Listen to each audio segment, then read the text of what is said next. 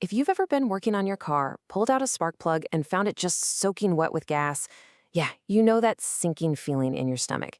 It's frustrating for sure, but it's also a direct message from your engine. So today, we're going to decode that message and figure out exactly what's going on under the hood. Look, finding a spark plug wet with fuel means one really simple thing. Gasoline is getting into the cylinder, but for some reason, it's not being burned.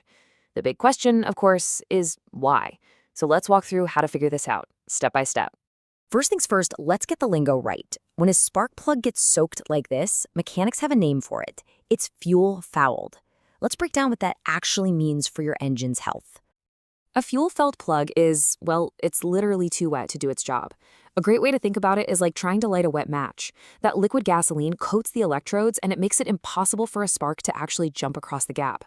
And you know the deal. No spark, no combustion. That means your engine either won't start at all or it's going to misfire and run really, really rough. Okay, so this is the key takeaway. Your entire diagnostic process really boils down to two possibilities.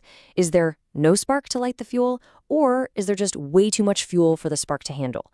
Every single test we do from this point on is all about answering one of those two questions. All right, let's start with the usual suspects. Most of the time, and this is good news, the problem is going to be in one of those two areas we just talked about, either the ignition system, which is what makes the spark, or the fuel system, which delivers the gas. This really splits the problem into two very clear paths for you to follow. Think of it as a fork in the road. On one side, you've got an ignition failure. The fuel delivery is totally fine, but the spark itself is missing in action. On the other side, you've got a fuel system failure. The spark is there, but it's being completely drowned in gasoline. So, if you're thinking you have a no spark problem, here's your checklist. Start with the plug itself. Is it just old and worn out? From there, just move upstream. The ignition coil's job is to create that big, high-voltage zap. If it's failing, the spark is going to be weak or just not there at all. Then you check the wires carrying that zap. And hey, don't forget the battery. A weak battery just can't provide enough juice for a strong spark. Now, what if the problem is too much fuel? Well, a leaking fuel injector is public enemy number one. It's supposed to spray this really fine mist, right? But if it gets stuck open, it's more like a garden hose just dumping raw gas into the cylinder. You could also have a bad fuel pressure regulator that's forcing too much fuel through. And, sometimes it's as simple as you flooded the engine by just cranking it too many times without it starting. But what if it's not the fuel system, and it's not the ignition system? Well, sometimes the problem goes deeper. We're talking about a mechanical failure inside the engine itself. Now, these are less common, but they are a lot more serious. Yeah, these are the issues you really hope you don't have. They're almost always more serious and more expensive to fix, which is why catching the signs early is so important. So let's talk about the biggest clue you need to be looking for. Okay, before you do anything else, you need to play detective. I'm serious. Take a really close look at that wet spark plug. The liquid that's on it gives you a massive clue about what's going on inside your engine. Is it just gas, or is there something else mixed in there? This right here, this is probably the single most important diagnostic test you can do, and all it takes is your eyes and nose.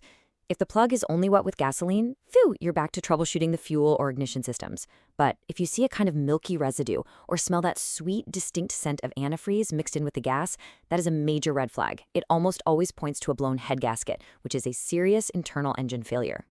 Besides a head gasket, there are other mechanical bad guys. Low compression is a big one. If the piston can't squeeze the air-fuel mixture tightly enough, it just won't ignite properly.